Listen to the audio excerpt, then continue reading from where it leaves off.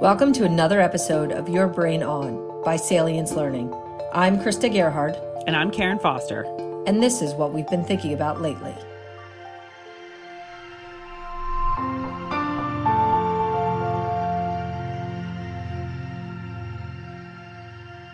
Krista, Salience, we're 100% fully remote team. And so, while COVID had an impact on our business and changing our clients' businesses, we were sort of used to it working remote, wouldn't you say?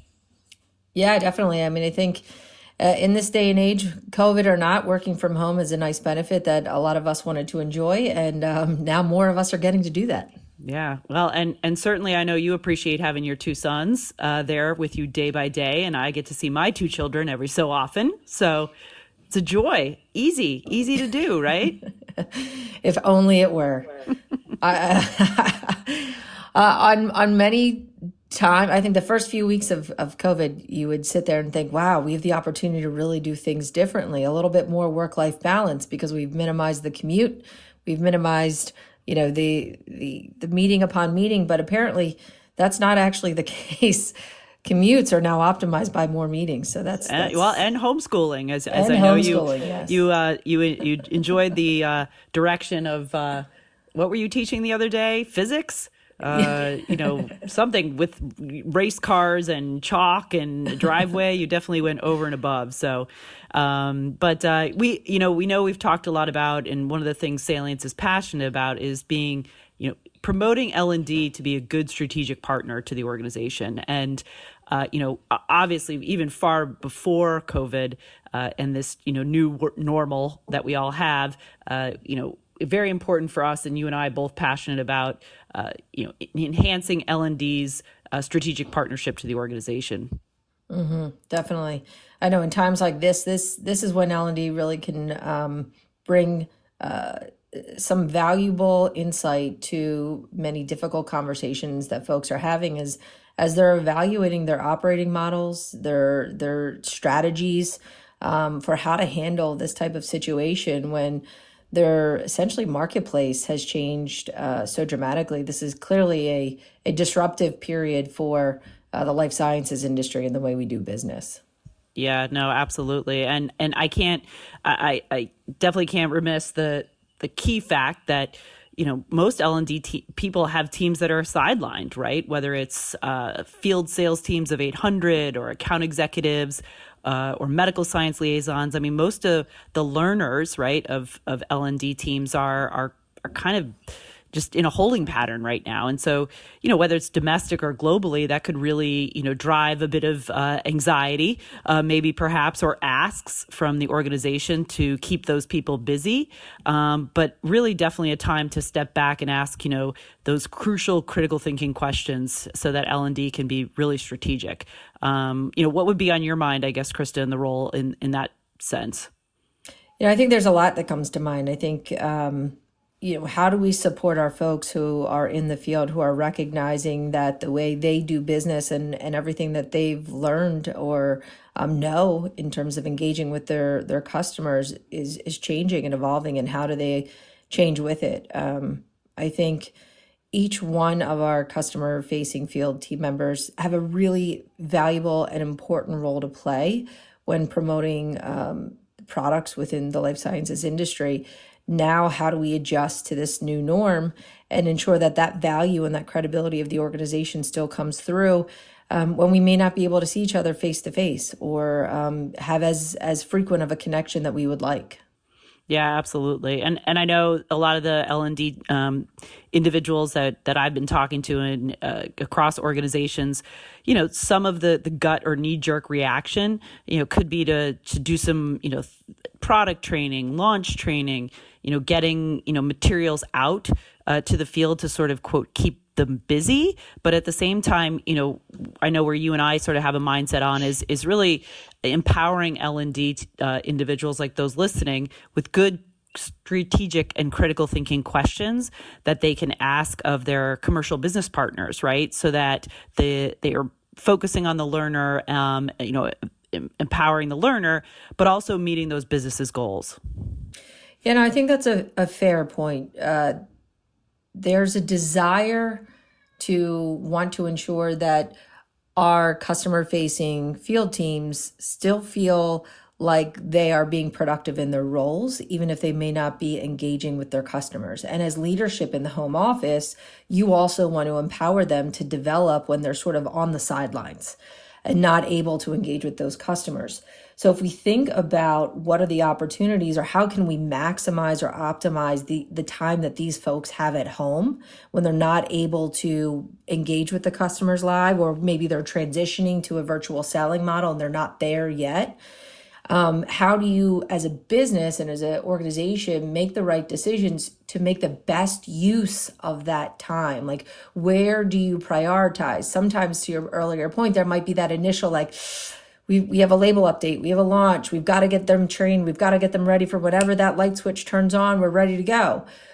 But is that the right use of their time? Do we need to take a step back, take a breath, look a little bit further into the future, do some digging, critical thinking, strategic thinking, some questioning around the organization to better understand how other people, other stakeholders within the organization are viewing this disruption, and how we could come together as a matrixed organization to figure out how best to handle it and how best to really spend this time to the best of that learner's ability. So, I mean, this is where I think the learning strategy component is most critical, Karen. If you think about, T1 of COVID-19 versus, I don't know, are we T8? I'm not sure what week we're in here. We've all lost track. That's okay. Yeah. Yeah. But I think, you think about the way we're thinking about this situation, those first 2 weeks versus how we're viewing it now. Yeah. And how the length of time we've been in this period is making most organizations and leaderships within those organizations rethink about the way they will engage customers in the future. Because we've been in this state for so long, how do we think about it differently? So let's take this time and think about what are the skills that we need to evolve and to better become strategic partners in a virtual environment, both internally and externally. So, I mean, I'd be curious from your perspective, Karen, when you have time like this and your job is very product focused, but you recognize there's strategic skills that support the product knowledge, how do you prioritize, or what do you potentially want to ask your stakeholders to help prioritize what should be done from a learning and development perspective when those field teams are on the sidelines? No, it's a great question. I mean, from an L&D perspective, I think, being able to go to your commercial counterparts, right, whether it's sales leaders, marketing leaders, and ask them questions, right, about, what do they see as the biggest, priority need from a skill standpoint coming up, right? What can we build off of? What can we, identify that our teams can, like you said, feel productive, but justifiably so, right? Rather than sort of filling time, let's identify the gaps and the skills, right, that are broad enough to really prepare them to whatever the next step and sort of new normal is once things start opening up and people start having the opportunity to engage customers again, whether, more normally, right, frequently in a virtual. But so asking that kind of question, right? What is the biggest need? What's the biggest gap? What do we see is the biggest opportunity right now? Yeah, no, I think those are all exactly the right questions. We've seen,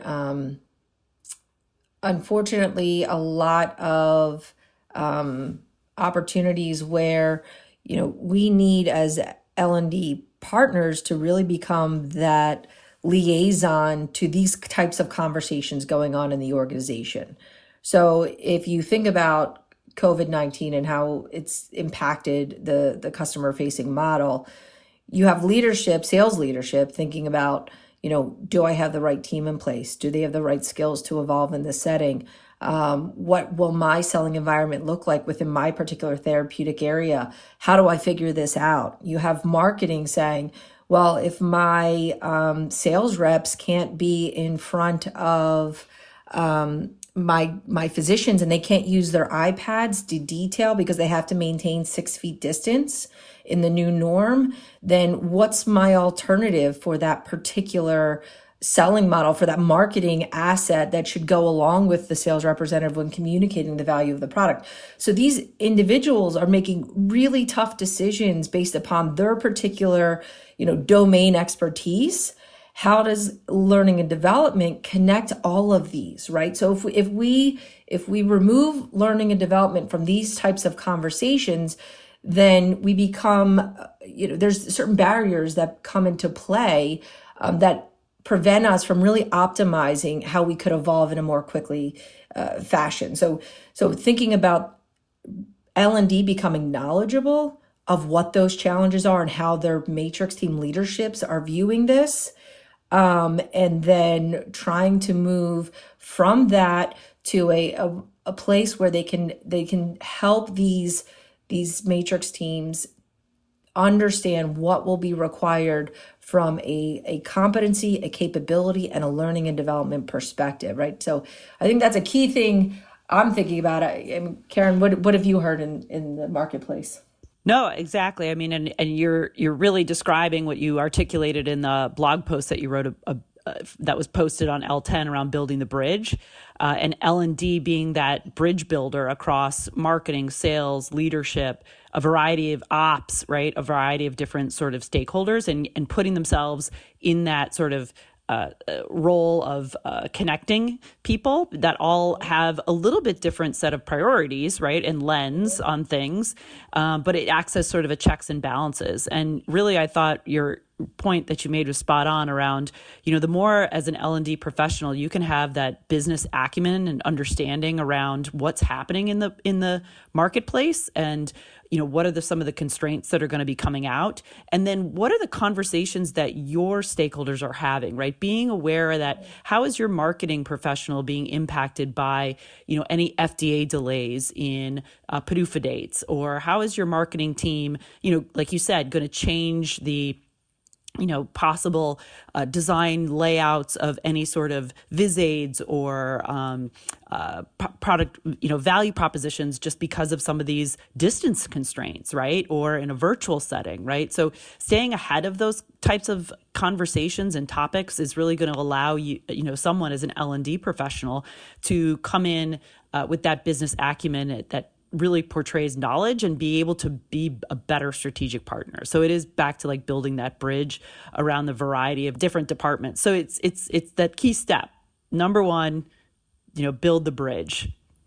Yeah, definitely. I think going along with building the bridge, there's so much that has to be done, going back to your comment around business acumen and how that can define an L&D partnership. Because if we understand the way the marketplace is evolving and the external challenges that your sales and marketing teams are facing and trying to plan for, then we as an L&D organization become proactive versus reactive, right? We are not coming to the table waiting to be told what we should be done. We are coming to the table with our own set of ideas and beliefs as how we could help you address it. So you're again showing that opportunity to be empathetic to what your internal stakeholders are facing, and you're trying to be part of that solution, bringing your expertise from an L&D perspective, right? So we can say as leadership, hey, you know what? Everybody needs to be trained on MS Teams, Adobe Connect, or whatever virtual platform that you're using, because they're going to be engaging with their customers virtually. So everybody go and do that. Well, an L&D partner can come in, like you do so nicely, Karen, and deconstruct, okay, there's a lot of underlying steps and behaviors and knowledge that needs to be acquired before you can just turn that switch on. So as an L&D partner, how can I help you do that?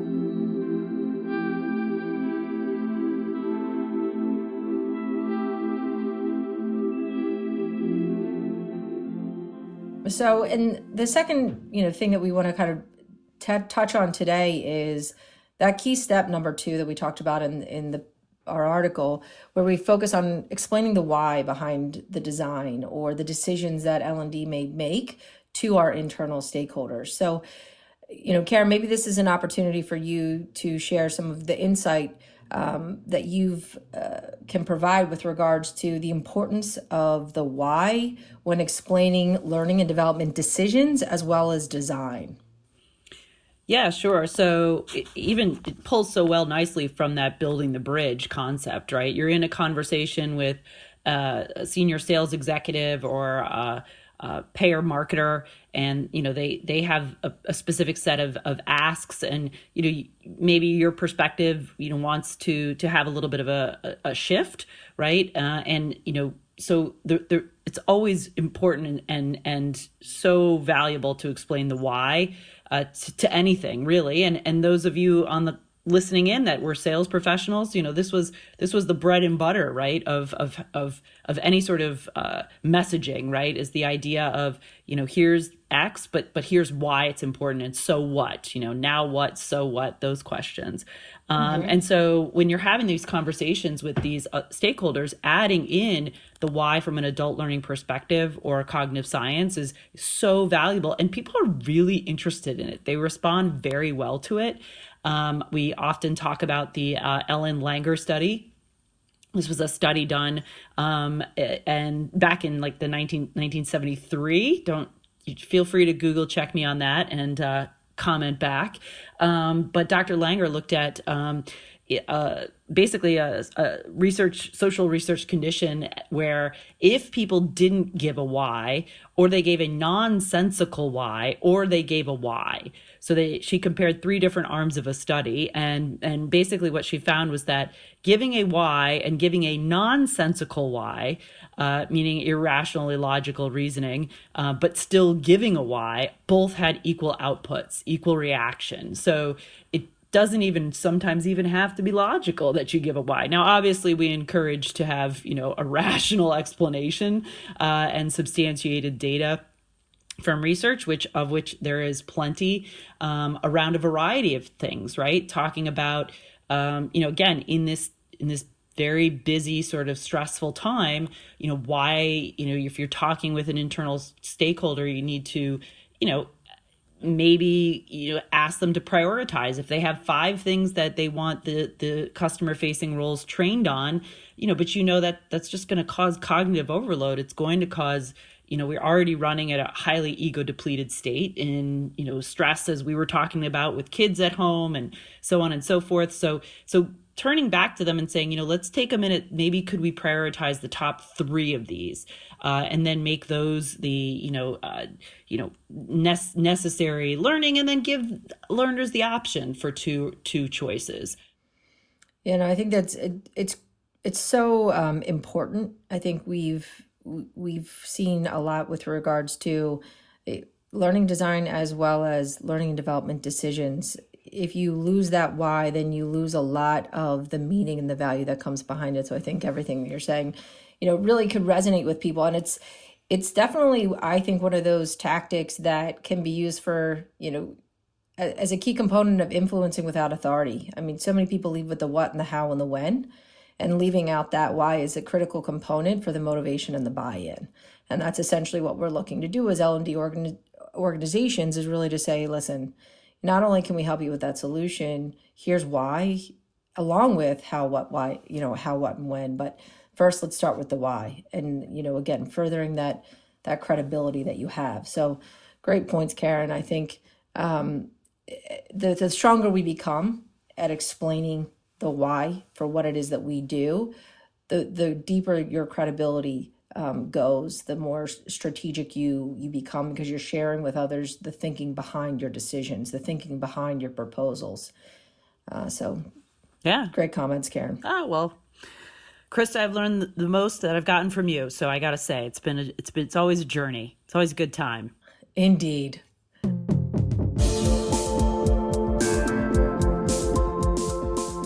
Thanks for listening to Your Brain On by Salience Learning. This was part 1 of our discussion on the 5 key steps to boosting the impact and strategic value of learning and development. Tune in next time to hear the rest of the discussion. I'm Karen Foster. And I'm Krista Gerhard. We'll see you next time.